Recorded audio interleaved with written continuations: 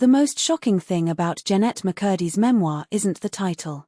It's that after reading it, you'll completely agree with her. Let's start with the title, because we have to. I'm glad my mom died. When it dropped in August 2022, the internet had a full meltdown. How dare she? What kind of monster writes that?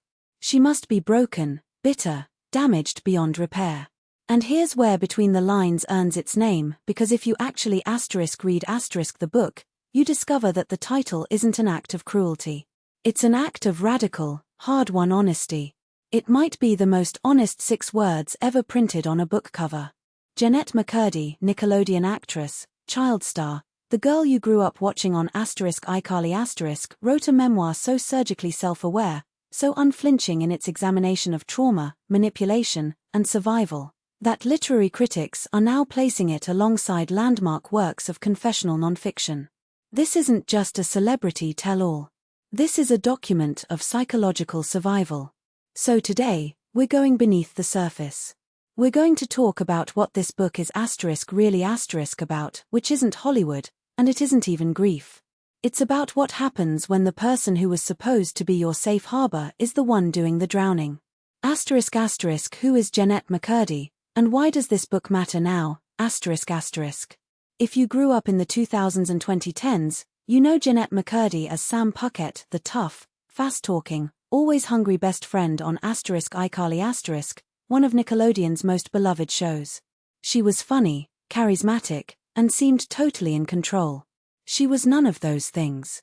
Behind the scenes, McCurdy was navigating one of the most controlled and manipulative childhoods you could imagine, not by some shadowy Hollywood predator, though those exist too, but by her own mother, Deborah McCurdy, who pushed her daughter into acting at age 6 and spent the next 2 decades engineering Jennette's entire existence around her own emotional needs. Deborah McCurdy died of breast cancer in 2013. Jennette was 21. And 9 years later, Jennette sat down and wrote the book anyway. The result was a #1 New York Times bestseller that sold over 1 million copies in its first year, sparked national conversations about child stars, emotional abuse, eating disorders, and the concept of grief when the person you've lost was also the person who hurt you most. This book matters because it tells a truth that our culture desperately needs to hear: love and abuse are not mutually exclusive. You can love someone who destroys you. You can grieve someone you're also furious at. And healing isn't about forgiving, it's about finally being allowed to tell the truth. The writing, a diary that doesn't blink ***. Before we get into the heavy stuff, we need to talk about how this book is written, because it's genuinely extraordinary. McCurdy writes in a style that feels like the most honest diary entry you've ever read. Short sentences. Present tense. No distance between you and the moment. She doesn't editorialize from some elevated, healed future self, she puts you directly inside the head of a child who doesn't yet know she's being abused. That choice is everything. When she describes her mother giving her what she calls body checks, running her hands along Jennette's ribs and hips to make sure she wasn't gaining weight, McCurdy doesn't frame it as abuse. She frames it the way a child would, as love. As closeness. As something normal. And that dissonance, between what we as readers recognize as horrifying and what young Jennette experiences as ordinary, is where the book's real power lies. It's the same technique used by the great trauma memoirists, Mary Karr in *The Liars Club*, Frank McCourt in *Angela's Ashes Star. You don't tell the reader what to feel. You put them inside the experience and let the truth land on its own. McCurdy learned how to write from years of journaling, a coping mechanism, and later, the raw material for this entire book. What reads as effortless and conversational is actually the product of someone who has been processing her life in prose for decades. The hidden meaning. This book is about identity theft ***. Here's my central argument, the thing I want you to take away from this video. I'm glad my mom died is not primarily a book about Hollywood, or about death, or even about eating disorders. It is a book about identity theft. From the very first pages, McCurdy makes clear that her sense of self, who she was, what she wanted, what she ate, how she dressed, how she spoke, what she believed about her own body, was constructed entirely by her mother. She didn't have a self. She had a role her mother assigned her, and she played it with total dedication because the alternative was losing her mother's love, which was the only love she had ever known. She didn't choose acting. Her mother chose it for her. She didn't choose her eating disorder. Her mother introduced her to calorie restriction at age 11, framing it as a tool for staying camera-ready. She didn't choose her relationships. Her mother monitored, interfered with, and ultimately sabotaged every meaningful connection Jennette tried to build. The book's most haunting passages are the ones where Jennette tries, and fails, to figure out what she actually *like star. What food she enjoys. What hobbies feel like hers. Whether she has any opinions that weren't first approved by Deborah. She's in her 20s before she eats a full meal without counting calories. She's in her 20s before she realizes she doesn't actually love acting, she never did. It was always her mother's dream, not hers. This is what makes the title make sense. When her mother dies, the person who defined her entire identity is gone. And yes, that's terrifying. But it's also, and she eventually comes to see this, a door opening. For the first time in her life, there's space for Jennette McCurdy to exist. The gladness isn't about hating her mother. It's about finally, agonizingly, being free to become someone. The Hollywood layer, a system built to exploit *. We'd be remiss not to talk about the industry context, because McCurdy doesn't let Hollywood off the hook either. The book contains a character referred to only as the creator, widely understood to be Dan Schneider, the producer behind iCarly Victorious and dozens of other Nickelodeon properties. McCurdy describes this person pressuring her to drink alcohol for the first time while she was a minor, and offering her money, $300,000, not to speak publicly about her experiences on set. She turned it down.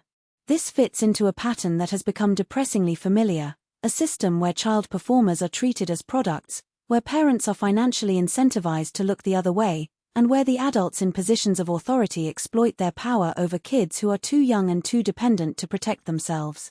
But what McCurdy adds to this conversation is something the broader discourse often misses: the family system that makes exploitation possible. Hollywood could not have done to Jennette McCurdy what it did without the foundation her mother laid. Deborah McCurdy had already taught her daughter that her body was a currency, that her value was conditional on performance, and that she had no right to refuse what the people in charge demanded of her. The industry and the family worked in terrible concert. That's the uncomfortable truth this book forces us to sit with. *** connections, the Britney parallel and what we owe child stars ***. You can't talk about this book without talking about Britney Spears. In 2021, the *framing Britney Spears documentary ripped open the public's comfortable amnesia about how we treated a young woman during her most vulnerable years. We laughed at her breakdown. We bought tabloids that mocked her. We participated actively in the destruction of a human being. The same year McCurdy's book came out, Britney Spears published her own memoir, *The Woman in Me*, which revealed a childhood and career defined by control, exploitation, and a conservatorship that stripped her of basic adult autonomy well into her 30s. McCurdy and Spears never knew each other. Their stories are superficially different. But they're telling the same story. What happens when a young girl is turned into a commodity, when the adults responsible for her well-being instead profit from her performance, and when the only path forward is to eventually, painfully, reclaim yourself? And here's what connects us, the audience, to all of it. We watched Star. We consumed the product those systems produced. We bought the tickets and the merchandise and the albums and watched the shows. That's not a guilt trip, it's a reckoning. These books are asking us to look at what we reward and what we ignore. McCurdy's book doesn't let us off the hook. Neither does Spears's. And that's exactly as it should be. I bet you didn't know this. The book almost wasn't a book ***. Here's your I bet you didn't know moment. Before I'm Glad My Mom Died became one of the best-selling memoirs of the decade, Jennette McCurdy developed it as a one-woman show. She toured small theaters starting in 2017, performing a live show called I'm Glad My Mom Died that explored the same material through comedy, monologue, and raw theatrical confession. The show was specifically designed so that the title would force audiences to confront their discomfort before they even walked through the door. Tickets would sell, people would arrive braced for something dark and cruel, and then they'd encounter something entirely different: nuance, humor, sorrow, and a kind of bravery that disarmed even the most skeptical audience members. The memoir grew directly out of those performances, out of years of testing which truths landed, which stories were too raw, which moments made strangers cry in a dark theater. That's why the book reads the way it does. It was written out loud, before live audiences, one confession at a time. The accessibility that readers love, the feeling that Jennette is speaking directly to you, was rehearsed. It was earned. It wasn't accidental. The other thing most people don't know, McCurdy has spoken publicly about how writing this book was the primary vehicle for her own recovery. It wasn't therapy first, book second. For her, the act of articulating what happened, committing it to language, shaping it into narrative was the therapy. The book didn't document her healing. It was her healing. Recovery as subject matter. Why this book belongs in the canon ***. We need to talk about what makes a memoir literature versus what makes it a celebrity confession. The difference isn't fame. It isn't how dramatic the story is. It isn't even how well it's written, though that helps. The difference is whether the book teaches us something true about being human. And I'm glad my mom died absolutely does. It teaches us about the psychology of enmeshment, the way a parent can so thoroughly colonize a child's identity that the child can't tell where the parent ends and they begin. It teaches us about disordered eating not as a vanity crisis but as a mechanism of control and connection. It teaches us about grief that doesn't look like grief, about mourning someone you're also angry at, someone who hurt you, someone whose death is both a loss and a relief. These are not simple themes. They are not comfortable themes. But they are universal in ways that transcend celebrity, transcend Hollywood, transcend any specific biographical detail. If you have ever had a complicated relationship with a parent, if you have ever loved someone who also wounded you, this book will find you in a way that few books can. And if you haven't, it will expand your empathy in ways that matter. That's what literature does. That's why this book deserves to sit on shelves next to the other confessional masterpieces of the last 50 years. Not because Jennette McCurdy was famous. Because she was brave enough to be completely, devastatingly honest, and skilled enough as a writer to make that honesty sing. The gladness, revisited ***. Let me come back to the title one more time, because I want to make sure we land this correctly. Jennette McCurdy has said in interviews that she does not hate her mother. She has said she believes her mother was a deeply damaged person who had never dealt with her own wounds, who passed them down in the only ways she knew how. The gladness isn't triumphant. It isn't mean. It isn't the gladness of an enemy defeated. It's the quiet, complicated, grief-soaked gladness of someone who has finally been allowed to exhale. Someone who spent her entire childhood being shaped into a vessel for someone else's needs, and who, at enormous personal cost, finally got to find out who she actually is. By the end of the book, she's eating the foods she actually likes. She's writing. She's in therapy.